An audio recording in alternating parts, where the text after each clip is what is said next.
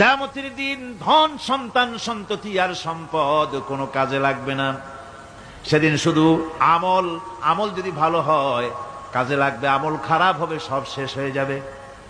আল্লাহ রাব্বুল আলামিন নবীজিকে ডেকে বলেছেন, নবী আপনি বলেন, কুল মা কুনতু বিদআম মিনার রাসূল, আপনি বলুন আমি কোন নতুন রাসূল নই, আমার আগে অনেক নবী রাসূল পৃথিবীতে এসেছেন, তারা বিদায় হয়ে গেছেন। আমি জানি না কিয়ামতের দিন আল্লাহ রাব্বুল আলামিন আমার সাথে কি ব্যবহার করবেন, আর আমি এও জানি না যে কিয়ামতের দিন আল্লাহ পাক তোমাদের সাথে কি ব্যবহার করবেন।